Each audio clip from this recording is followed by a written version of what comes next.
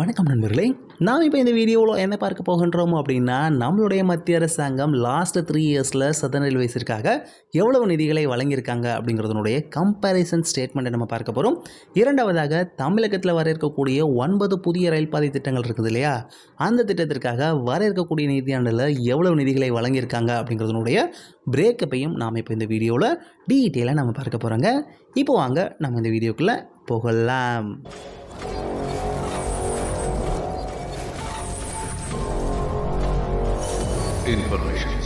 இப்போ ரீசெண்டாகவே நம்மளுடைய மத்திய அரசாங்கம் ரயில்வே துறைக்காக அதிக அளவிலான ஃபண்ட்ஸ் அலோகேட் பண்ணுறாங்க. அதன் அடிப்படையில் நம்மளுடைய சதர்ன் ரயில்வேஸிற்கும் அதிக அளவிலான ஃபண்டும் கிடைக்கப்பட்டு வருகிறதுங்க. இப்போது லாஸ்ட் 3 இயர்ஸில் நம்மளுடைய சதர்ன் ரயில்வேஸிற்கு எவ்வளவு நிதிகள் கிடைக்கப்பட்டிருக்கிறது அப்படிங்கிறதுனுடைய ஒரு கம்பேரிசன் ஸ்டேட்மெண்ட்டை இப்போ நம்ம பார்க்கலாங்க. முதலாவதாக, புதிய ரயில் பாதைகளை அமைப்பதற்காக லாஸ்ட் 3 இயர்ஸில் எவ்வளவு நிதிகளை ஒதுக்கியிருக்காங்க அப்படின்னு சொல்லி பார்த்தோம்னா, ஃபினான்ஷியல் இயர் 2022-2023 59 கோடி ரூபாயும், ஃபினான்ஷியல் இயர் 2023-24 1158.15 கோடியும், ஃபினான்ஷியல் இயர் 24-25 976.12 கோடியும் ஒதுக்கியிருக்காங்க. அடுத்ததாக டபுளிங் ஒர்க்கிற்காக எடுத்துக்கிட்டோம்னா, ஃபினான்ஷியல் இயர் 22-23 381.51 கோடியும், 23-24 நிதியாண்டில் 1564.88 கோடியும், 24-25 2214.40 கோடியும் இவர்கள் ஒதுக்கியிருக்காங்க. அடுத்ததாக கேஜ் கன்வர்ஷன் அப்படின்னு எடுத்துக்கிட்டோம்னா, 22-23 நிதியாண்டில் 346.80 கோடியும், 23-24 475.78 கோடியும், 24-25 413.01 கோடியும் இவர்கள் ஒதுக்கியிருக்காங்க.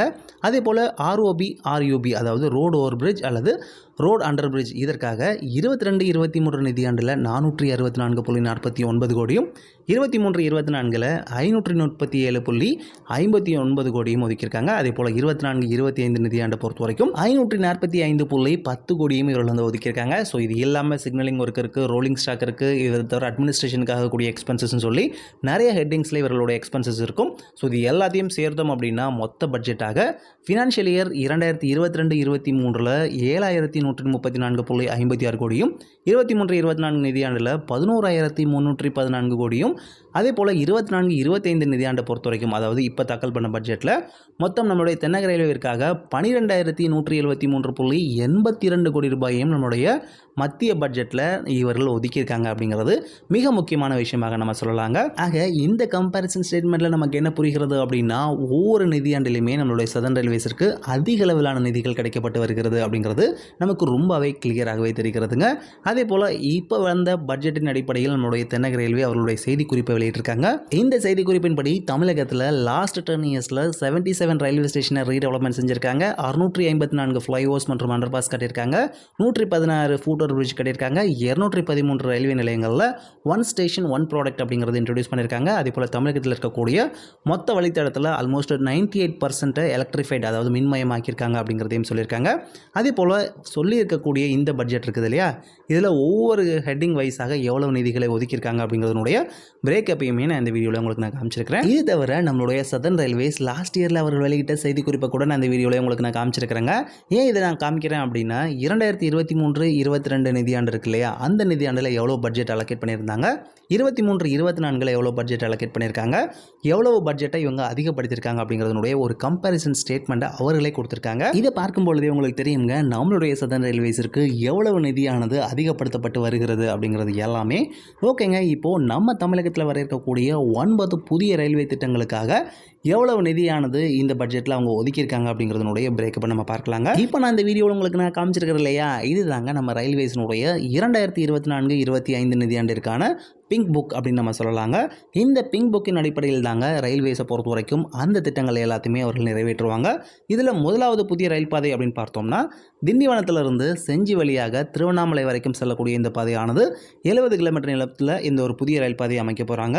இதற்கான மொத்த மதிப்பீடானது 226.40 கோடி ரூபாய் அப்படின்னு நம்ம சொல்லலாங்க. அதில் வர இருக்கக்கூடிய நிதியாண்டில் 100 கோடி ரூபாயை அவங்க ஒதுக்கியிருக்காங்க. இரண்டாவது திட்டமானது திண்டிவனத்திலிருந்து நகரி வரைக்கும் செல்லக்கூடிய 179.2 கிலோமீட்டர் நீளம் இருக்கக்கூடிய இந்த திட்டத்தை பொறுத்த வரைக்கும் இதனுடைய மொத்த மதிப்பீடானது 578.39 கோடி ரூபாயாகும். அதில் இந்த நிதியாண்டில் 350 கோடி ரூபாயை இந்த திட்டத்திற்காக இவர்கள் ஒதுக்கியிருக்காங்க அப்படின்னு நம்ம சொல்லலாங்க. ஸோ இந்த 2 திட்டத்திற்குமே அதிக அளவிலான ஃபண்டை இவங்க அலோகேட் பண்ணியிருக்காங்க இந்த நிதியாண்டில். அதே போல் மூன்றாவதாக அத்திப்பட்டு புதூர் வரைக்குமான 88.30 கிலோமீட்டர் நீளம் இருக்கக்கூடிய இந்த திட்டத்திற்கான மொத்த மதிப்பீடானது 517.37 கோடி ரூபாயும். இதில் இந்த நிதியாண்டில் இவர்கள் 50 கோடி ரூபாயை இந்த திட்டத்திற்காக அவங்க ஒதுக்கியிருக்காங்க. 4வது திட்டமானது ஈரோடுலேருந்து பழனி வரைக்கும் செல்லக்கூடிய 91.05 கிலோமீட்டர் நீளம் இருக்கக்கூடிய இந்த திட்டத்திற்கான மொத்த மதிப்பீடானது 603.22 கோடி ரூபாய் அப்படின்னு நம்ம சொல்லலாங்க. இதில் இந்த நிதியாண்டில் இந்த திட்டத்திற்காக 100 கோடி ரூபாயை இவர்கள் வந்து அலோகேட் பண்ணியிருக்காங்க. 5வது திட்டமானது சென்னையினுடைய ஈசிஆர் லைன், அதாவது சென்னையிலிருந்து மகாபலிபுரம் வழியாக கடலூர் வரைக்கும் செல்லக்கூடிய 179.28 கிலோமீட்டர் நீளம் இருக்கக்கூடிய இந்த திட்டத்தினுடைய மொத்த மதிப்பீடானது 1200 கோடி ரூபாய்ங்க. இதில் இந்த நிதியாண்டில் 25 கோடி ரூபாயை இந்த திட்டத்திற்காக செலவிட போகிறாங்க. 6வது திட்டம் அப்படின்னு எடுத்துக்கிட்டோம்னா மதுரையிலிருந்து அருப்புக்கோட்டை வழியாக தூத்துக்குடி வரைக்கும் செல்லக்கூடிய புதிய ரயில் பாதை, அதாவது 143.50 கிலோமீட்டர் நீளம் இருக்கக்கூடிய இந்த திட்டத்தினுடைய மொத்த மதிப்பீடானது சுமார் 141 கோடிங்க. அதில் 2024-25 நிதியாண்டிற்காக சுமார் 100 கோடி ரூபாயை இந்த திட்டத்திற்காக அவங்க அலோகேட் பண்ணியிருக்காங்க. அதே போல் அடுத்த திட்டம், அதாவது 7வது திட்டமானது ஸ்ரீபெரும்புதூர்லேருந்து கூடுவாஞ்சேரி வரைக்குமான, அதாவது இருங்காட்டுக்கோட்டை ஆவடி இல்லாமல் இதில் கனெக்ட் பண்ணுவாங்க. இந்த திட்டத்தினுடைய மொத்த தூரம் பார்த்தோம்னா 60 கிலோமீட்டர். இந்த திட்டத்திற்கான மொத்த மதிப்பீடுன்னு எடுத்தோம்னா 839 கோடிங்க.